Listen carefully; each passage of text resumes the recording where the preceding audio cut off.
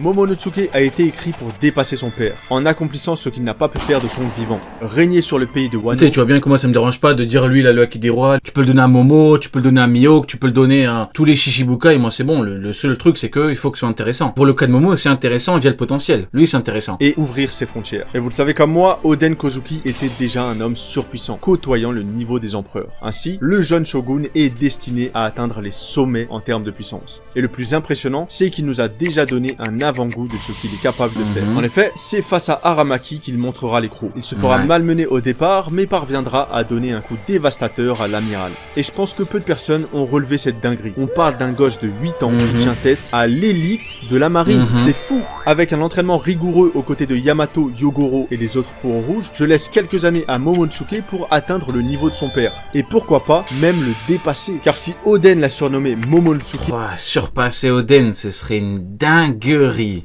Qui signifie... Maintenant, en termes de temps, il faudrait une ellipse. Parce que sinon, c'est mort. Et puis, le problème, c'est que pour évoluer, il faut combattre des gens. Oden, il a combattu tout au long de sa vie. Et pour Momo...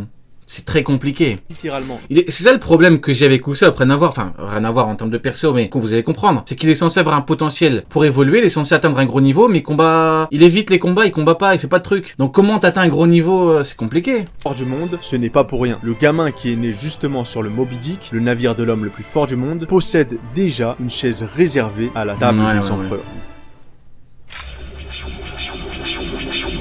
Tiens. Le frérot Trafalgar. お前らの同盟は一体どうなったんだ。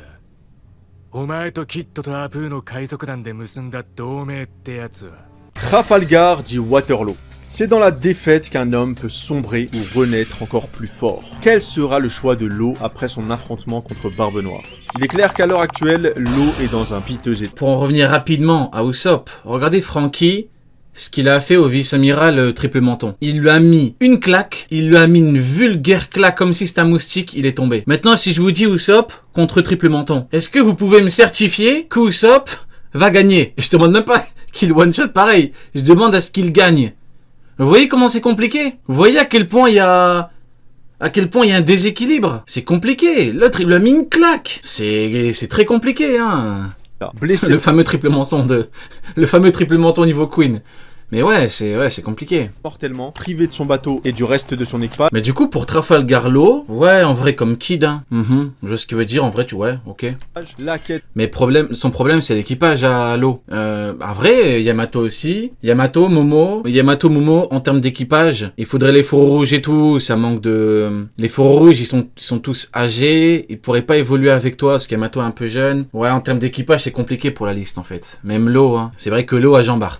C'est vrai. Du One Piece est un lointain rêve pour lui désormais. Cependant, si Law a bien une qualité, c'est sa capacité à toujours revenir sur ses pattes. Car oui, si pour vous Law est définitivement mis sur le côté, c'est que vous ne connaissez pas assez le personnage. Il a vécu dans son enfance des moments extrêmement traumatisants, perdant toute sa famille et ses amis dû à la maladie du saturnisme. Il n'avait plus rien à perdre et ses Kurasaki... Anzeli, tu dis MDR pour Jean Bart, mais oublie pas que...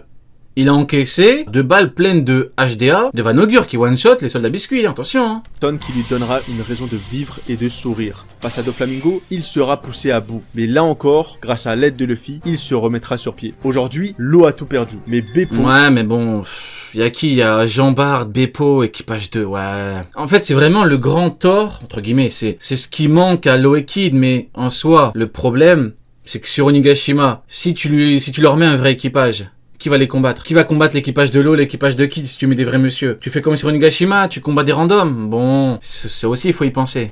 Est à ses côtés, ce qui il aurait fallu les dégager quoi si tu me dis qu'ils sont forts. Laisse encore une occasion de non seulement récupérer son équipage et un bateau, mais surtout de revenir encore. Ah non, maintenant que j'y pense, en vrai de vrai, tu leur fous 2 bons équipages, tu fous l'équipage de Big Mom à Onigashima et les combattent. Imaginez Law, tu dégages Jean Bart, tu mets un vrai monsieur. Un vrai mec costaud. Qui tu fais pareil? Bah l'équipage de Big Mom, t'as pas besoin de le dégager. Mais il y aurait plus de combats sur Onigashima, peut-être Koda, il était pas trop chaud. Plus déterminé et plus puissant. Car oui, je suis convaincu que Law a le potentiel d'atteindre le niveau d'un empereur. Il possède l'un des fruits les plus OP du manga. C'est littéralement son nom, le OP no Mi. Il est parvenu à éveiller son pouvoir et à vaincre Big Mom en compagnie de Kid. Toutes ces capacités mêlées à son génie nous montrent que Law a un potentiel exceptionnel. Et d'ailleurs, il est temps de parler de Kid. Pourquoi j'ai choisi Law à la place de ce personnage? Parce qu'il est con, Kid. Pour la simple et bonne raison que la différence de traitement entre ces deux-là est énorme. D'un côté, nous avons un Law qui est parvenu durant un moment à tenir tête à l'empereur Barbe Noire, mettant même à mal son équipage. Ouais, je vois ce qu'il veut dire. J'ai l'explication à ça. De mon point de vue, c'est pas Law et Kid. C'est Barbe Poire et Shanks. C'est ça le vrai problème. Kid, tu le fous à la place de Law devant Barbe Poire. Vous voyez ce que je veux dire? Il aurait fait une bonne technique, il aurait même perdu un bras, Barbe Poire. Et je vous parle en toute honnêteté, hein, je suis très... il lui fout une grosse technique de rayon quoi. Barbe Poire, allez, il arrive à esquiver en vite fait, mais il perd une main ou il perd un bras. Après, il aurait battu, oui. Mais il aurait mangé le coup comme il s'appelle, comme avec Law. Bon, peut-être que j'exagère quand je dis perd un bras, mais vous m'avez compris. Donc le vrai truc, c'est que Shanks et Barbe Poire, c'est pas pareil. Barbe Poire, les frérots, c'est pas le même game, ça le souci. Là où Kid, de l'autre côté, n'a même pas eu le luxe d'effleurer Shanks. Plus que cela, Law possède encore son second à ses côtés, alors que l'équipage de Kid s'est fait engloutir par la mer après avoir lâchement demandé la vie sauve à Shanks. Après, c'est vrai que Kid est un fonceur, et il ne lâche rien. C'est aussi quelqu'un de très talentueux au combat, il possède d'ailleurs le Haki des Rois, mais c'est surtout un personnage qui représente l'arrogance de la jeunesse. Et il est fort probable que cette énième déculottée ait brisé totalement son esprit. Se retrouver avec plus aucun road poneglyph et se rendre compte qu'on n'est pas assez fort à ce stade de l'aventure, c'est quelque chose qui est très regardez le pauvre, il a perdu un bras à l'épaule. Ouais, non, c'est chaud, Kid, c'est chaud. compliqué à encaisser. Et c'est pourquoi voir revenir Kid sur les mers est moins probable que pour Law. D'autant plus que, contrairement à Law, Kid n'a jamais exprimé d'autre rêve que celui de devenir le roi des pirates. Là où Law souhaite également en savoir plus sur le dit. Et comme vous le devinez, pour en savoir plus, il faut continuer à avancer. En tout cas, encore une fois, toutes ces différences laissent supposer que celui qui sortira à la tête de Law pour s'élever dans le futur au niveau d'un empereur est bel et bien le chirurgien de la mort. Ah, le dernier. Ah, yes! Enfin! On y est, les mecs.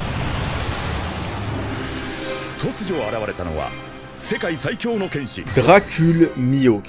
Aussi controversés que sont les débats sur le niveau de puissance de Mihawk, je suis certain d'une chose. Si Mihawk convoitait toujours le titre de roi des pirates, il serait à l'heure actuelle au niveau d'un empereur. Et avant de développer... Intéressant, point de vue intéressant, mais le problème, c'est que il faut se demander pourquoi il a arrêté de vouloir devenir roi des pirates, c'est ça le truc. Faut se demander pourquoi. Moria, il s'est fait gifler. Crocodile, il s'est fait gifler. Bah lui, s'il a arrêté, c'est peut-être soit il s'est fait gifler, soit il s'est rendu compte qu'il avait pas le potentiel. Et donc compliqué. Donc en fait, ceux qui disent il veut être tranquille, il veut être tranquille, c'est la conséquence de son choix d'arrêter de vouloir devenir roi des pirates. Ça qui est important. Faut pas tout confondre. Il voulait être roi des pirates, il a dit j'arrête. Ah maintenant je vais être tranquille. Faut pas, vous voyez ce que je veux dire. Donc en vrai, compliqué. Soit il s'est fait gifler, soit il s'est rendu compte qu'il avait pas le potentiel. Hein. Toute honnêteté, c'est ça, je suis même pas dans le truc de puissance ou quoi, hein. On connaît son truc, ça y est. Hein. Non, là, le personnage, c'est ça. Développé, certains me diront que Mihawk n'a jamais convoité le trône, mais pourtant, cette image... Merci beaucoup, Simouche. Merci d'être aussi factuel.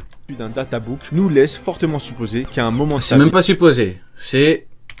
le trône, mais pourtant, cette image issue d'un... Depuis que l'âge d'or de la piraterie a commencé, ces trois-là n'ont cessé d'espérer devenir un jour le roi des pirates. Tout est là.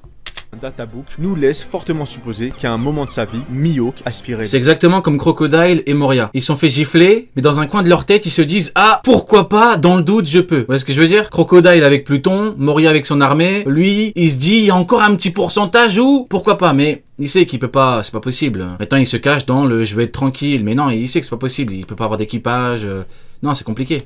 Bel et bien à atteindre les... C'est ça, Major, il se dit, il y a un monde où mais en termes de puissance. Il y a un monde où, hein, à Kainu, le niveau Roger, il va fumer tous les pirates. Il y a un monde où il reste que moi.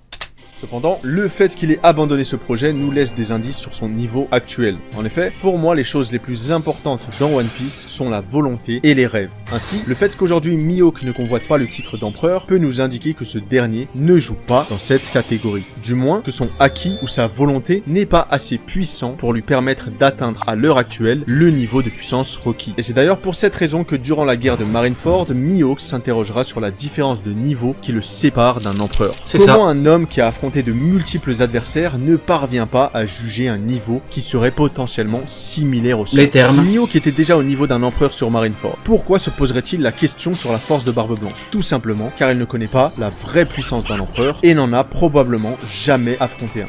Les termes. D'ailleurs, c'est Diamond Joe qui viendra parer le coup à la place de Barbe Blanche, comme pour nous expliquer qu'effectivement, Mihawk ne joue pas encore dans la même cour. Pour moi, c'est 12 ans en arrière que Mihawk a arrêté de progresser. Il se battait fréquemment contre Shanks, dans des combats très serrés. Mais suite à l'handicap du roux, Mihawk fit le choix de ne plus l'affronter. Voilà, et depuis, il attend un meilleur épéiste que Shanks de l'époque. Donc il attend un Daikengo supérieur à Shanks Daikengo de l'époque. C'est aussi simple que ça. Shanks peut plus avoir un très haut niveau de maîtrise en épéisme ou en escrime entre guillemets pur parce qu'il a perdu un bras, c'est logique. Donc il peut pas avoir le niveau qu'il avait d'antan en tant que Daikengo, donc Mihawk attend un Daikengo supérieur à ce Daikengo-là, c'est aussi simple que ça. C'est ainsi que commença la longue et ennuyante quête de Mihawk, celle de trouver un autre épéiste qui pourrait lui venir tête. Cependant, paradoxalement, Mihawk souhaite avant tout une vie tranquille, loin des problèmes que sa notoriété en tant qu'ancien chasseur de marine lui a valu. Donc encore une fois, expliquez-moi comment ce personnage qui s'est reposé sur ses lauriers durant des années pourrait d'ores et déjà avoir le niveau d'un empereur, là où pendant ce temps, Shanks a continué à s'améliorer pour atteindre ce rang. Mais alors, pourquoi Mihawk est présent ici? Tout simplement car Oda a fait le choix de le remettre en avant au sein de la Cross Guild, une alliance entre pirates qui pourrait enfin mettre Mihawk à l'épreuve. Car oui, même si ce dernier espérait se servir de son capitaine Baggy pour se la couler douce, le clown aux 1000 pièces avait plus d'un tour dans son sac et a déclaré devant tout son équipage qu'ils allaient chercher le One Piece. Et vu la puissance ridicule de Baggy, vous aurez compris que cet objectif va surtout reposer sur les épaules de Mihawk, car c'est bel et bien lui, le bras armé de la Cross Guild. Ainsi, la sueur sur le front de Mihawk, c'est ça, avec Crocodile, signifie une chose. Il sait qu'il est désormais contraint à se mettre au travail pour faire de Baggy. Voilà, et lui, il préfère se cacher avec Crocodile dans l'ombre, il préfère se cacher derrière l'ombre d'un Yonko, parce qu'il a pas les épaules pour assumer ce rôle. Le roi des pirates. Il s'agit du meilleur moment... Oui, je vais être tranquille. Oh, faut arrêter 2 secondes, Il a pas les épaules pour. T'imagines un monde où c'est écrit Cross Guild, équipage Yonko, capitaine Mihawk. Non mais un peu de sérieux. La Cross Guild ne tient que parce que les gens pensent que Baggy a le niveau. Mais ce con de Mihawk, un peu de sérieux. Pour Mihawk de libérer tout son potentiel. Et pourquoi pas de nous montrer dans le futur qu'il est capable de tenir tête à un empereur. Car encore une fois, si Mihawk continue à ne faire aucun effort et persiste à boire du vin tout en lisant son journal, je vous assure qu'il a très peu de chances, voire aucune, de vaincre des monstres tels que Luffy, Barbe Noire ou encore Shanks. Car oui, de tous les êtres vivants peuplant la terre, la mer ou même les airs, les empereurs sont les créatures les plus puissantes qui existent. Eh ben écoutez, magnifique vidéo du frérot Simouche. Je valide, magnifique. Bah écoutez, très très fort, hein. Il a totalement raison. Je valide 1000 fois. Je sais pas ce que vous en avez pensé, mais pour moi, c'est ça, hein. Franchement, très belle conclusion. Et il a pas parlé en termes de niveau de puissance, il a pas parlé en truc, il a juste dit les termes, voilà, sans entrer forcément dans les détails, parce que c'est ce que tout le monde est censé se dire.